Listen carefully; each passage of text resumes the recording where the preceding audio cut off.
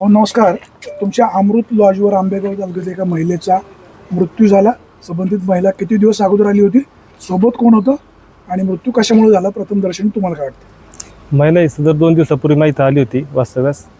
त्यानंतर ती एकटीच होती, तिच्यासोबत कोणी आलं नव्हतं. यापूर्वी अगोदर कधी आली होती? नाही. रजिस्टर मेंटेन केलेलं आहे? हो 2 दिवस तिथं आली, तिला जेवणाचा डबा वगैरे तुम्हीच दिला? हो. काय तुम्हाला काय वाटतं कशामुळे मृत्यू झाला असेल? तुमच्याकडे सीसीटीव्ही कॅमेरे पण आहेत ना? हो. त्या रूम मध्ये कोण गेलं होतं, काय झालं होतं? कोण नाही. तिने काय गळफास घेतला?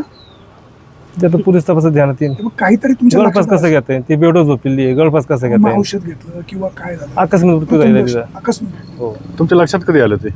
सकाळी 11:15 वाजता. 11:15 वाजता. हं.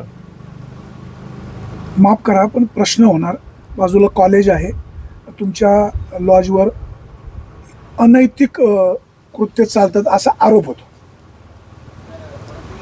तर प्रगती झाली की आरोप होणारच. जे आरोप खोडसाळपणाने होतो. हो. या प्रकरणाची चौकशी व्हावी. 100%. तुम्ही दोषी असाल तर तुमच्यावर कारवाई व्हावी. 100%.